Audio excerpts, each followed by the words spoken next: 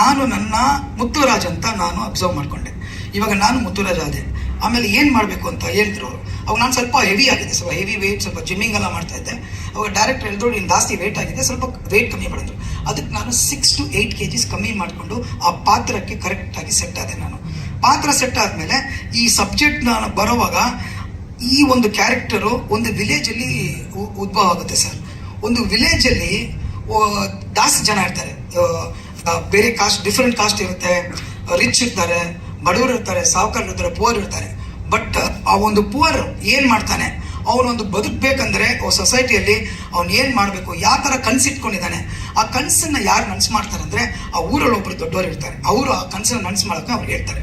So ಆ ಥರ ಇವನೇನು ಮಾಡ್ತಾನೆ, ಒಂದು ನನ್ನ ಊರಿಗೆ ಒಂದು ಒಳ್ಳೇದು ಮಾಡಬೇಕು, ಜನ ಮುಂದೆ ನಿಂತ್ಕೋಬೇಕು ಅಂತ ಇವನು ಹೇಳಿ ಸಿಟಿಗೆ ಬರ್ತಾನೆ. ನಮ್ಮ ಕವಿರಾಜ್ ಸರ್ ಹೇಳ್ದಂಗೆ ಸಿಟಿಗೆ ಬಂದು ಶಿವಮೊಗ್ಗಲ್ಲಿ ಓದ್ತಾನೆ. ಅಲ್ಲಿ ಬಂದು ಒಂದು ಡಿಫ್ರೆಂಟ್ ಕಾಸ್ಟ್, ಒಂದು ರಿಚ್ ಹುಡುಗಿ ಅವಳಿಗೆ ಫ್ರೆಂಡ್ ಆಗ್ತಾನೆ. ಜನ ಇವತ್ತು ಹೆಂಗಾಗ್ಬಿಟ್ಟಿದೆ ಅಂದರೆ, ಇಲ್ಲೇ ಇಲ್ಲ, ಬೆಂಗಳೂರಲ್ಲ, ಎಲ್ಲ ಕಡೆ ನಾನು ನೋಡಿದ್ದೀನಿ ಹೋಗಿ. ಎಕ್ಸ್ಪೀರಿಯನ್ಸ್, ನನ್ನ ಪರ್ಸನಲ್ ಎಕ್ಸ್ಪೀರಿಯನ್ಸ್ ನಾನು ಏನು ಹೇಳ್ತೀನಿ ಅಂದರೆ, ಒಂದು ಕಾಲೇಜಲ್ಲಿ ಒಂದು ಹುಡುಗ ಹುಡುಗಿ ಸೇರ್ತಾರೆ, ಇಲ್ಲ ಒಂದು 5-6 ಜನ, ಒಂದು ಡಿಫ್ರೆಂಟ್ ಲ್ಯಾಂಗ್ವೇಜಸ್, ಡಿಫ್ರೆಂಟ್ ಜೆಂಡರ್ ಸೇರ್ತಾರೆ.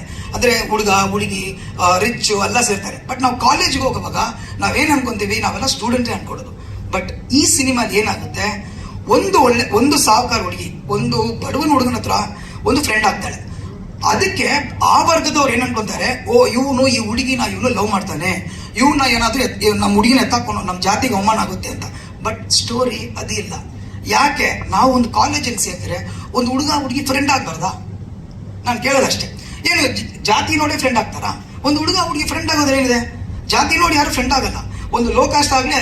ಇದು ಈ ಮೆಸೇಜ್ ನಾವು ಜನಕ್ಕೆ ಕೊಡ್ತಾ ಇದ್ದೀವಿ ಸಿನಿಮಾಲಿ. ನಾವು